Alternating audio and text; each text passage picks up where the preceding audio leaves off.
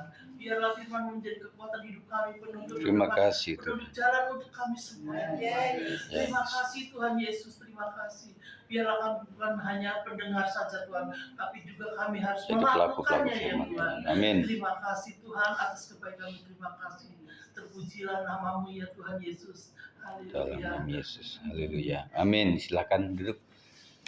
Puji Tuhan Ibu-ibu sekalian, kita akan bicara mengenai percaya tanpa ragu. Saya sudah share di grup. Pembacaannya ada di dalam Bilangan 14 ayat 11.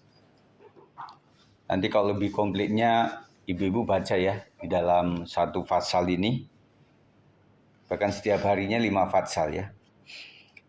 Bilangan 14 ayat 11, 1, 2, 3. Tuhan berfirman kepada Musa, berapa lama lagi bangsa ini menista aku?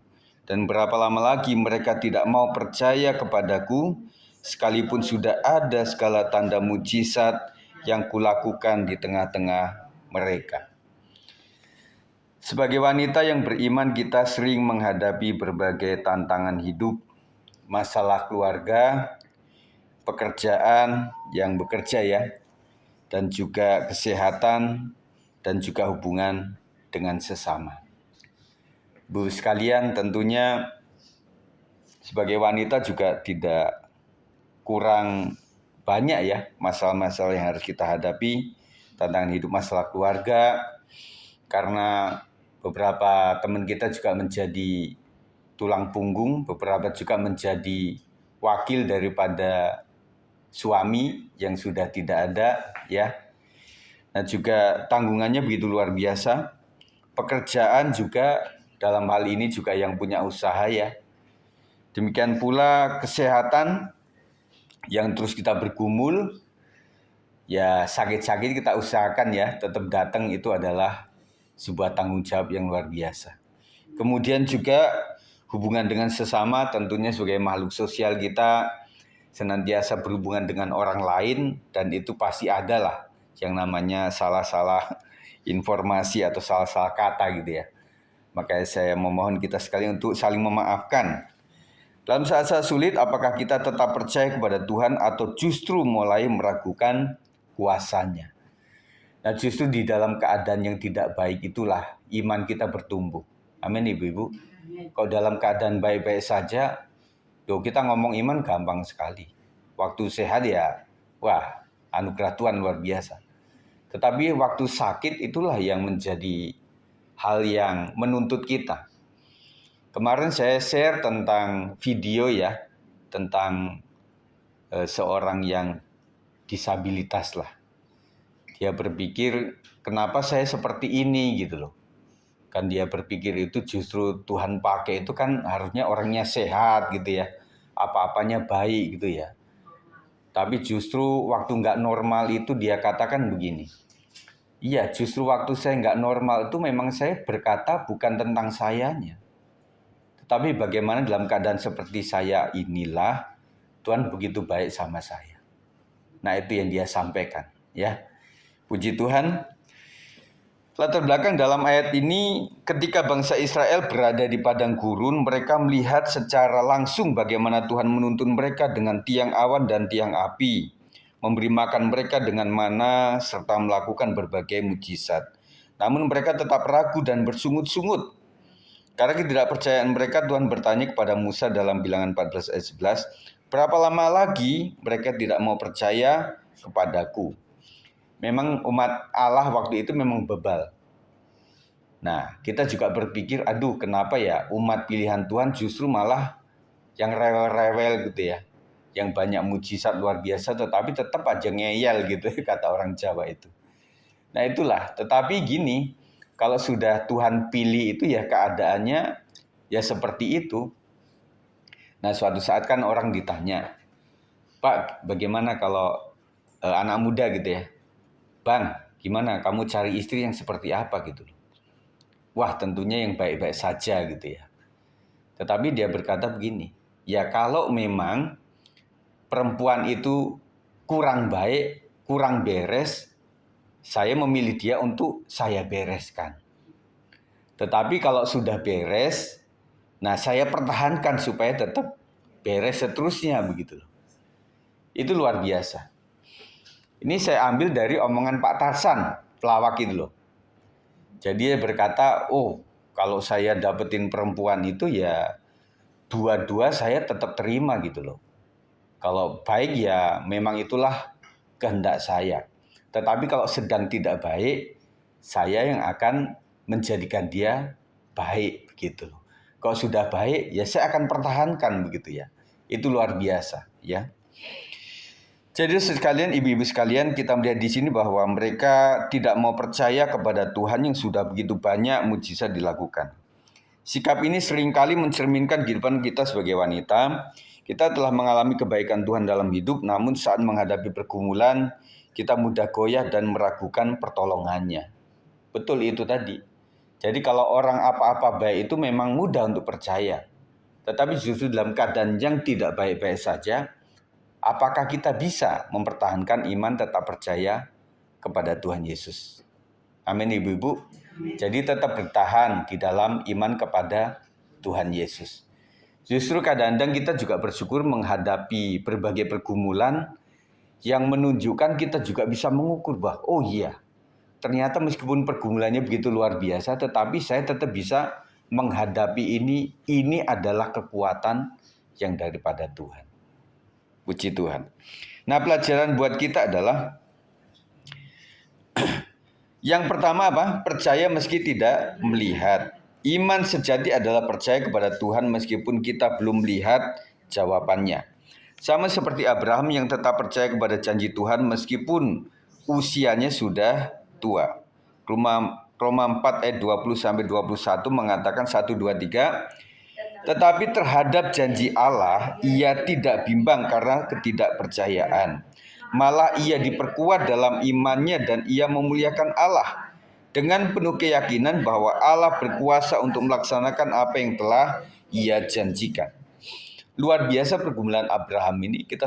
Saya sudah cerita panjang tentang Abraham ini, bagaimana istrinya, bagaimana sahabat-sahabatnya. Tetapi Abraham luar biasa. Di usia tuanya dia tetap menjaga imannya kepada Allah sendiri. Karena dia tahu yang dia percaya itu adalah Allah yang tidak mungkin bohong gitu loh. Dan kemudian Allah yang bisa seperti melanggar hukum alam. Yang seorang Sarah yang sudah mati pucuk pun Tuhan buka rahim. Ya. Nah, ini kita juga doakan kepada teman-teman kita juga yang membutuhkan keturunan ya.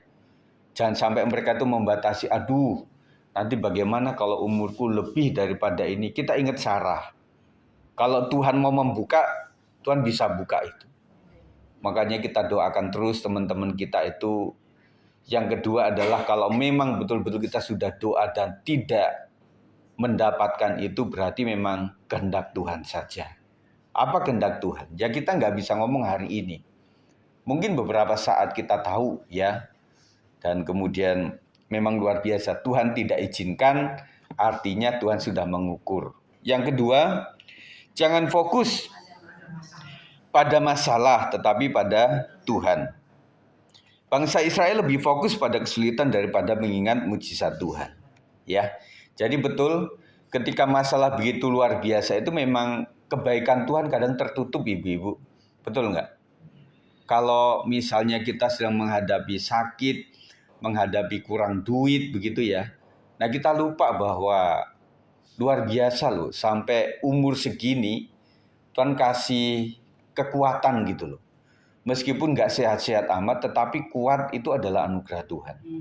Ya, anugerah Tuhan itu.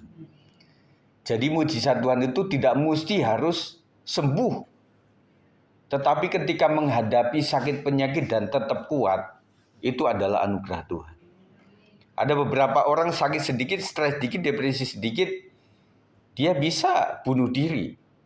Tetapi kita yang waduh saudara sekalian, kayak ancur-ancuran hati kita ya sudah disakitin begitu ya. Dan kemudian yang menyakiti juga tetap bersama kita. Dan itu nggak bisa lagi lah kita akan ubah ceritanya ya udahlah. Atau kita minggat saja di rumah. Kan nggak mungkin, kita sudah ada anak dan sebagainya. Tetapi Tuhan kasih kekuatan. Itu adalah anugerah daripada Tuhan. Jadi jangan fokus kepada masalahnya. Kita pun sering lebih fokus pada masalah daripada mempercayai Tuhan.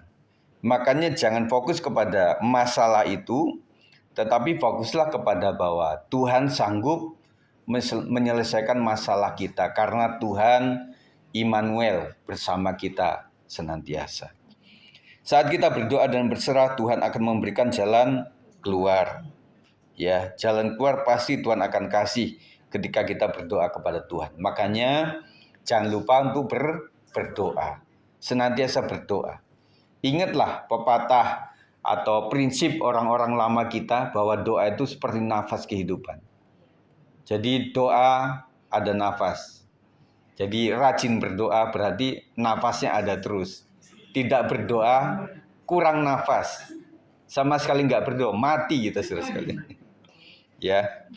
Yang ketiga saya percepat, hati yang bersyukur menguatkan iman. Wanita yang bersyukur akan lebih mudah percaya kepada Tuhan. Amin. Saya ulang ya. Wanita yang bersyukur, kita yang bersyukur akan lebih mudah percaya kepada Tuhan. Ada ibu-ibu yang bisa menerangkan ini? Kenapa waktu kita bersyukur, kita mudah percaya kepada Tuhan. Daripada lawan kata dari bersyukur apa? Sungut-sungut, bersungut-sungut. Nah, umat Allah itu kan yang paling booming itu adalah sungut-sungutnya, saudara. Ya, kalau istilah sungut Jawa itu kayak gitu loh. Sungut, hewan yang punya sungut gitu ya, kayak lele gitu loh. Kenapa ibu-ibu? Waktu kita mudah bersyukur artinya kita mudah percaya kepada Tuhan. Karena yang kita syukurin itu Tuhan baik, Tuhan menolong kita, jadi otomatis full pure kita itu ke Tuhan, nggak ke yang lain. Jadi iman kita lebih gede ke Tuhan. Tuhan kembali lagi menguatkan kita, kembali lagi kita bersyukur lagi sama Tuhan karena Tuhan baik. Amin. Jadi nggak ada pikiran lain selain tertuju pada Tuhan. Betul. Jadi waktu kita bersyukur itu memang fokus kita kepada siapa yang menolong. Bukan masalah yang kita tanggung. Otomatis waktu kita mudah bersyukur artinya kita memang percaya kepada Tuhan. Itu ibu-ibu ya. Puji Tuhan. Saya tidak mendoakan tapi semoga ibu-ibu sekalian dengan banyaknya masalah ini semakin kita dekat sama Tuhan, semakin mengalami kekuatan mujizat daripada Tuhan sendiri. Sehingga dari iman kepada iman. Kita bersyukur ada mujizat, kemudian kita beriman lagi, bersyukur lagi, beriman lagi, bersyukur lagi, saudara sekalian. Puji Tuhan, dalam segala keadaan mari kita belajar untuk tetap bersyukur dan mengingat segala kebaikan Tuhan dalam hidup kita. Jadi untuk bisa menyembah dengan baik, mengucap syukur dengan baik, ingat kasih Tuhan. Kalau hari ini nggak ada seperti mengalami kasih Tuhan, ingatlah di masa-masa lalu itu. Saya kan ciptakan lagu itu yang untuk keluarga kami itu ya. Bagaimana Tuhan mengasihi sepanjang masa. Di tahun yang lama menuju ke tahun yang baru, pasti kasih Tuhan itu lebih dahsyat lagi. Dan ketika mengingat itu kita bisa bersyukur. Dengan bisa bersyukur, kita bisa berkata-kata dengan lebih mudah. Ingat apa? Kita ngomong aja. Terima kasih Tuhan. Untuk 5 tahun yang lalu saya hampir operasi Tuhan. Tetapi nggak jadi operasi. Terima kasih. Terima kasih waktu itu anakku yang sakit-sakitan. Kita doakan terus. Akhirnya sampai sekarang ini dia sudah lulus dan dia menjadi kebanggaan keluarga. Terima kasih. Terima kasih Tuhan untuk suamiku. Terima kasih untuk pelayanan di tempat ini. Untuk apapun. Dan rasanya saudara sekalian, untuk bisa bersyukur itu ingatlah kasih Tuhan. Maka mudah kita untuk bisa mengucap syukur. Kesimpulan, Jangan seperti bangsa Israel yang ragu-ragu akan kuasa Tuhan. Kita harus kembali kepada kasih mula-mula. Waktu kita mulai meragukan Tuhan, kembali lagi ingat kasih Tuhan. Waktu kita mulai meragukan mujizat Tuhan, ingat kasih Tuhan. Sampai hari ini Tuhan telah menolong kita, kesehatan kita, seisi rumah tangga kita, karir kita, anak-anak kita, pekerjaan untuk anak-anak kita, pendidikan anak-anak kita, dan juga banyak hal. Kita tetap bersyukur kepada Tuhan. Sebaliknya, mari kita menjadi wanita yang tetap percaya meskipun keadaan tampak sulit.